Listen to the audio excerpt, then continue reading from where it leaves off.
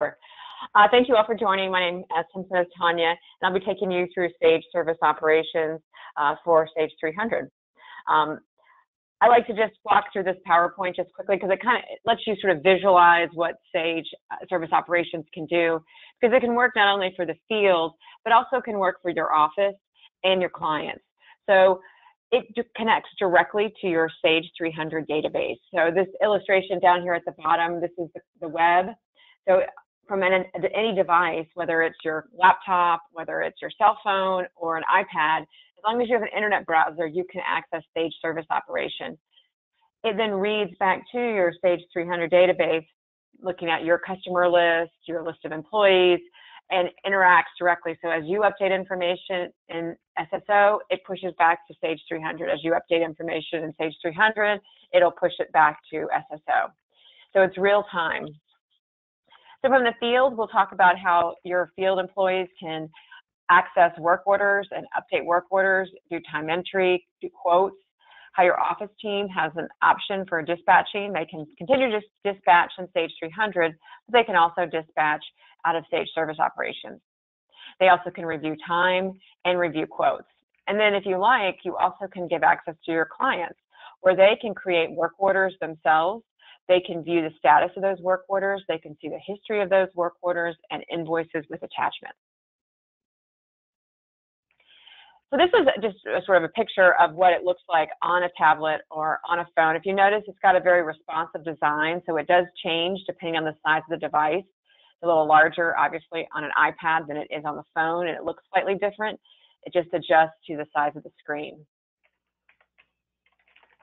You have time entry options as well, where I can enter in my time either through punch in, punch out. I'm at the job, I'm starting it, now I'm done and I'm finished. Or you can just go in and do, I worked for so many hours, and we'll talk about that a little bit more. So what we'll talk about first is how the technicians or your field employees interact with SSO, that they can do work order management. They can also view customer site history and equipment history, preventative maintenance. They can create purchase orders and inventory management, time entry, quotes, do forms, and collect electronic signatures. But it's also available for the office. Yes, they can continue using service management to create work orders and look up clients and enter in information, but they also can do it through Sage Service Operations really from anywhere. So if they were at home or as after hours, they could quickly pull up Sage Service Operations and create a work order or look up a client's history and review information. And we'll talk about that piece of it as well. So with that, let's jump into Sage Service Operations. So the first area I'd like to talk about is the dispatching. We'll talk about how the office would interact with this. As a dispatcher, I could, of course, continue to use the D boards and service management, but I may want to have a little bit more flexibility. And I think there's some good functionality in Sage Service Operations over just doing it in the dispatch boards. This is the layout of Sage Service Operations. As you see, I'm just in a browser. I've pulled it in. I've logged in, and when I log in, that does control what type of user I am. I may be an administrator who can do everything, or I may just be a time entry person that's only entering my time in the field.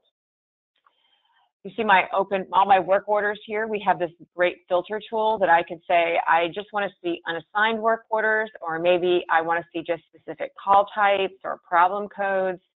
I can also customize the columns that I want to see. So each user can set that up so they can access the information how they like to view it. Over to the right is just our classic dispatch board. You see there's a couple different views of it. We can view it daily or weekly, as I'm in that view right now. I could view it out the next 2 weeks, or even look at it on a monthly basis. So you have some alternatives to how you want to view the dispatch board. You also have the ability to create teams. So if you've got, say, an electrical team, you could view just those technicians that are a part of the electrical staff versus I want to look at just plumbing. So it switches what you view. You may see more or less employees based on the team that you've selected. The board is also interactive. I can drag and drop and move things around just like that. I also can tell the status of the work. This one that's gray has been completed, and if I mouse over it, it gives me more details. All the ones in white have not been completed. I also can see priority with the bar to the left, if it's green, or if it's yellow, or if it's urgent, red. Now, some other functionality that SSO has is a great global search. So this search tool, if I'm looking up a customer, I can just start typing my customer. I'm typing it all, and it brings up my All-State University for me, which then I can click on and review their account, see their history, create a work order right from there. So I know a lot of users like that search feature. And also from this board, I can create a work order. I don't have to go back into service management. If I happen to be an SSO, I could create a work order. I just simply come into this drop down here and pick work order. And then it's going to take me through all the screens that I would access in service management. What service site is it? Again, I can type in my All-State and pick it up. Then I can just walk through, all the fields that I'm used to, permission codes and problem codes, lead sources, filling that in, and then generating the work order at the end.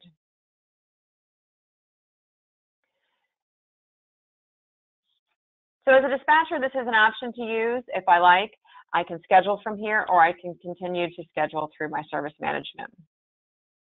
Now let's talk about what the technician sees. So as a technician, they're primarily going to be on this screen. Now they would not have access to dispatching and to some of the other areas unless you gave them access to it. Typically, they're just going to have access to this one screen we're looking at. So the assignment page gives them all their work orders that they've been assigned to. See, it's got the blue bars separating the different days of the week. This not only becomes their assignment list, but also their timesheet. Because as we enter in time, Sage is going to keep up with it and total it up for the day. And then if I scroll down, and again for the week. So my technician will always know how much time has been logged into Sage Service Operations by looking on his assignments page. So I have my assignments listed out here. I can get a quick description of what the work is. I can tell if a work order has been completed because it will show completed and there'll be a gray circle next to it. So let's go into a work order that I've created here and see what, as a technician, we can see. So I can click on my work order and get into the details. And once we've gotten into the work order, Sage Service Operations is going to let me do a couple of things. It's going to let me review the notes, access information about the client.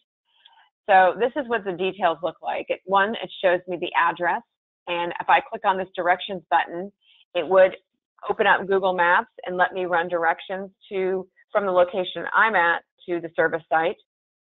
I also can see the equipment that we're going to work on if we have equipment set up in here. And I see all the pieces of information, when it was created, problem codes, contacts, etc. Now, if I have further questions on the service site, when were we there last? What have we done out there before? Well, I can get to all that information just by clicking on the service site link. And it's going to take me in to view all the times we were out there before. So here's all the past work orders and the statuses of them. And I can drill into any one of those and see past notes, past materials used on the site, attachments, which would be photos. I can view all that information. And so I have a complete picture of what's going on before I even step foot on it, limiting calls back to the office of somebody calling saying, hey, when were we out there last? Have we worked on this piece of equipment before, etc. So let's go back to our work order.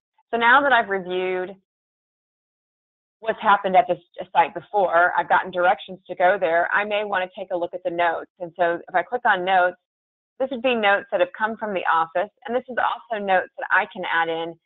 I can add in work performed, which my customer is going to view. I could add in a note to the office that only the office is going to see. So I could let them know my diagnosis.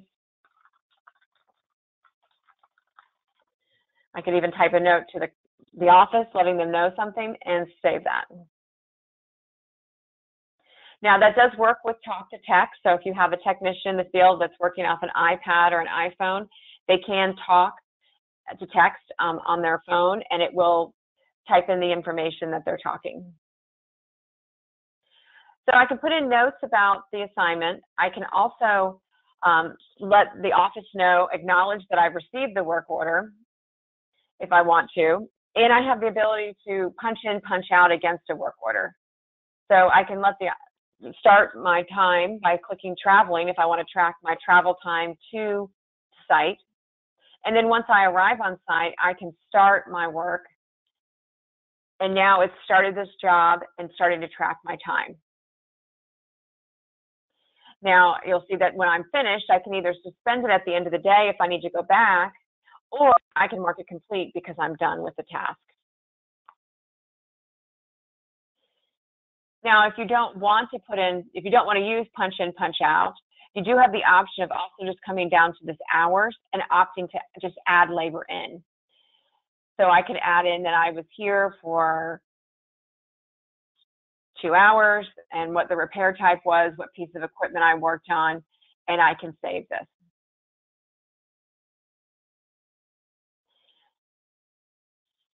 So you can enter time in either way, either as manually entering hours in or as clocking in and out. Now, under parts, this is where I can pull parts from inventory. So if you are using parts just for pricing purposes, we can pull from that list that you've set up inside of service management. Or if you are tracking inventory, you also can pull a part out of inventory. So I can look up a part. Again, it's got a very Google-ish lookup that I just started typing, and it pulled up everything that had those letters in it. I can select the part that I want. I can tell Sage or pick from where the stock came from. So I can say it came off of my truck or it came out of the main warehouse, and what quantity I used. Now, sales price would get into if I wanted to price out my work order so that a customer could pay me on site, or I could provide pricing while I was putting together this work order. I also can tie the part to a specific piece of equipment, so the equipment I'm there to repair. So I can add that in. Again, it's looking at inventory, if I am doing inventory. Or maybe I had to go run out to a supply house to pick up the part because I did not have it on my truck. So I can add it here under miscellaneous items. So I can click add miscellaneous items. I can type in what I bought, the quantity, and save that. So I've been able to add in notes, update my time, put in parts from inventory, put in miscellaneous parts. Now, a question that some people ask is, well, if they're going to be able to add miscellaneous parts, can I have them go and request a purchase order? And the answer to that is yes. You can have them create a purchase order that's tied directly to this work order. So there's the ability here to click on a new PO, and it would generate a purchase order that would be tied to this work order for the materials they went and purchased at a supply house. And then lastly, we have the ability, or technician has the ability to add attachments. So attachments are typically going to be photos. So if I click add attachments, when I click this choose files, if I'm on my phone or iPad, it's going to take me to my camera roll where I can scroll through the pictures that I've taken and I can add in a picture. So we'll grab this one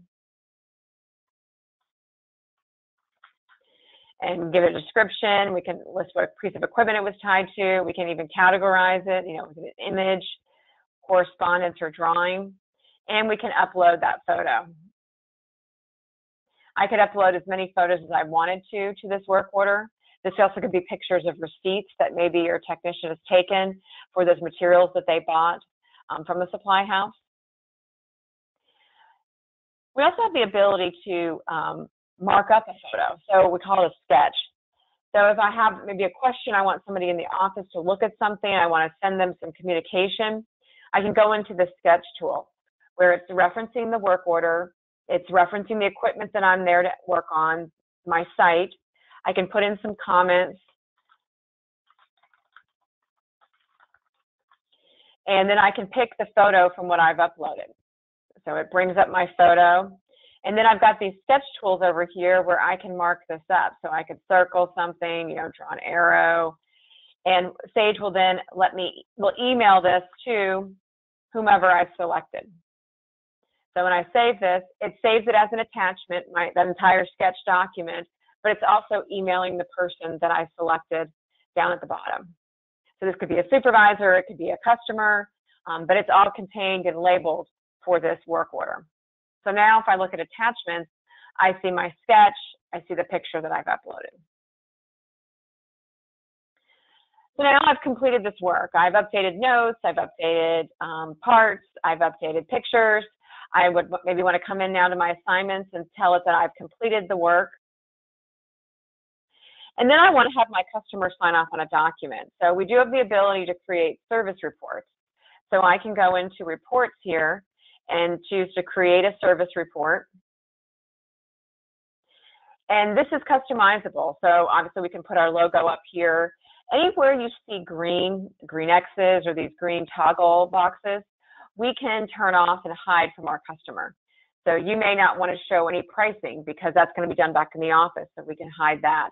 You may just want them to see that, yes, these are all the things we did install today. Here's a note of what I typed in, it even notes who did it. Here's my assignment time, so when I arrived, when I punched in, punched out against this job. And then my labor down at the bottom that I also added in where I put in 2 hours. So if I didn't want something to show, like maybe the assignments, well, I could hide that, and now that's not going to print. The customer's not seeing it when they sign it off my iPad, and when I email it to them, they're not going to see it either. So then when I scroll down to the bottom, I can update if it's complete or not. I can add any additional comments in. Then I can have my customer sign. And I can go ahead and accept this and email it to my customer. Now, when I click accept it, it gives me the option of when I'm sending it to also include any pictures and maybe that sketch again if I want to. So I can pick what I want to send with this. Maybe I just want to send the picture and click continue. So now they're going to get an email with 2 attachments, a PDF of this report, and then also the picture that I attached. And I'll show you what that PDF looks like here. Let me pull it up. So this is the report it created. Notice the assignments is completely gone because I hid that, so it did not print at all. And there's my signature.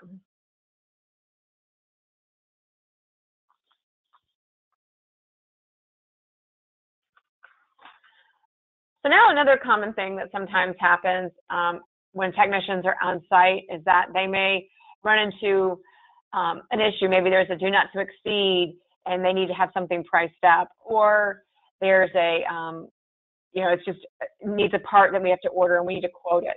So we are also able to do quotes. So let's go ahead and go back into a work order here. Let's open here. And their technician has the ability to create a quote. So if they're out on a call and they need to have something priced by the office, they can click new quote. And this is going to start to generate a quote for me. So the technician can give it a title. It's already tied to the site because I selected it. It's already tied back to that original work order.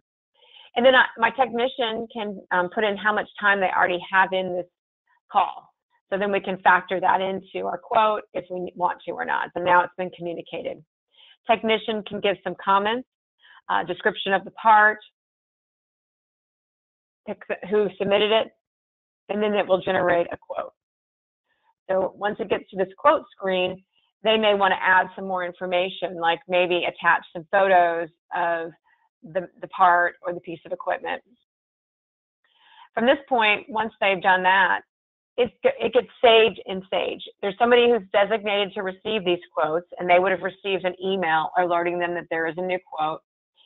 Then we have a nice quote queue.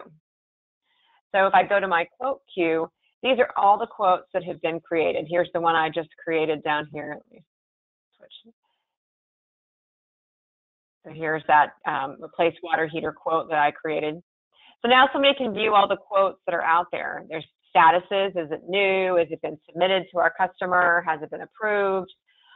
You can sort these in different orders. You can also send it out to Excel if you have a lot of quotes, maybe you want to send it out to Excel for easier view. So if we go back into our quote, what now the office can do as they're reviewing the quote and updating it is they can pick up this quote from the queue. They can add in additional notes, description. They can add in what labor is going to be required. They can add in miscellaneous items. Maybe they have to, you just have to order something, so you could add in what that pricing was for the order. Maybe you're pulling some items from inventory, so you could select those. And then Sage is going to put together a quote for us. Here's an estimate summary where it would list out the time, the materials. You can apply markups, you can apply sales tax, and give us a quote that we can now send to our customer. We can email it directly out of here.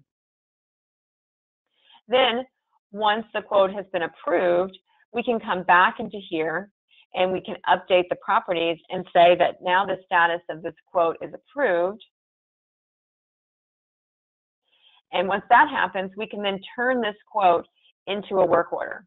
So I don't have to go create a work order. I simply just come down here to review and complete and say, create a new work order. And SSO creates a new work order for us, referencing all this information in the notes so that it's all set up ready for us to schedule with a technician. So I'm able to manage my quotes. I hear so many times that people have, quote logs like this in Excel. It's a manual entry, manual keeping up. Now I can bring in the quoting piece within Sage Service Operations, and it interacts with the sites I already have set up, my employees, and also will let me create a new quote.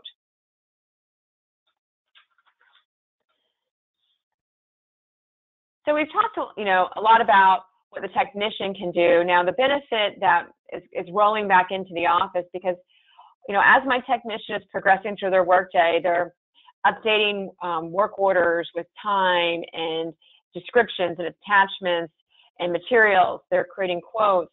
A lot of this information is flowing directly back into Sage. So I'm going to pop into Sage for a minute to show you what came over. So we were looking at this work order for Allstate University where we added some time, we added some material. Now, if I go back into Sage and I go into my service management and I go into Allstate's account, I'm going to see that work order that we were looking at, the pipe leaking. And if I open it up and I go to my register, I'm going to see all those materials that I added. Here's the wire that I added in. If I go up to the notes that I typed in are going to show up here. So that automatically came over from SSO without me having to sync, without me having to import. It was as soon as my technician saved it, it populated over here. Now, what also comes over is the time. So if I go up here under tasks and look at my time entries, the time that I was entering out in the field is now automatically populating. So I'm seeing my time for Allstate University. It brought it over automatically, my regular time for those 2 hours that I had entered in. So again, saving somebody in the office from having to key in those timesheets. Sage is doing it for us automatically by pulling that information directly in from SSO.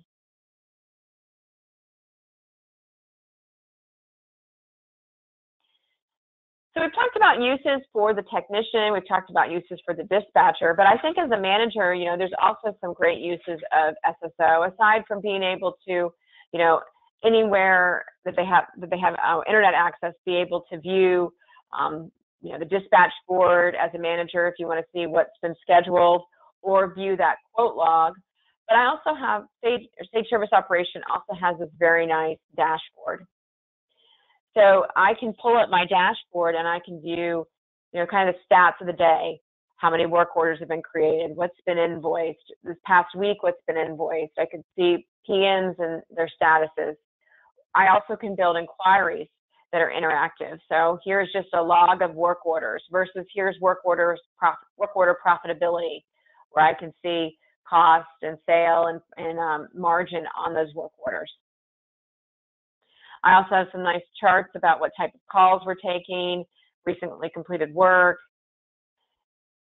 So as a manager, this may be a nice place to come into to see what's going on all of your different activities.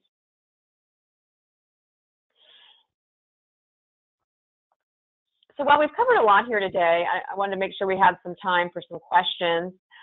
We've talked about the views that, how a technician would access it, how a dispatcher could access it, also how the office could access it.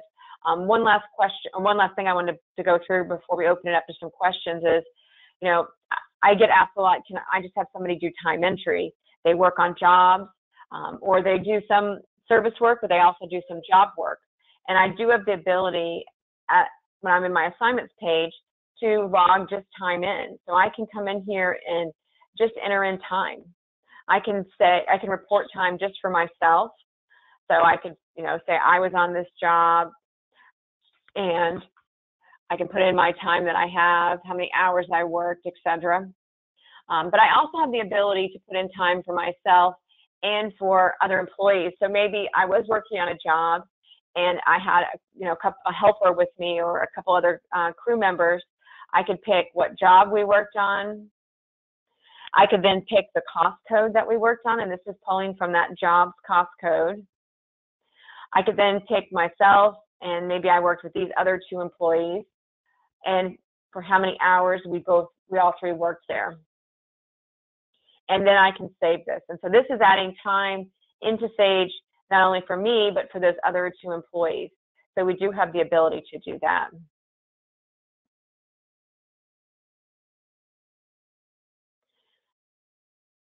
And with all the time that we're entering, a question that does come up is I want to be able to review the time. Yes, I can review it in Sage, but maybe I want a supervisor to review the time before payroll processes it. And we do have the ability to do a time review where once our employees have submitted their time, it becomes available for me to review. So I can see the time that's been entered in by each employee. So here's Chris, his time. And this allows me to edit their time. I can change, how many hours they worked on this job or this work order, and then what type of pay it was. So it really gives, full access for the supervisor to review work orders, quotes, and even time for their employees. So with that, I wanted to give everybody a good overview of what Sage Service Operations can do, but I also wanted to open it up to any questions that may be out there. All right, great.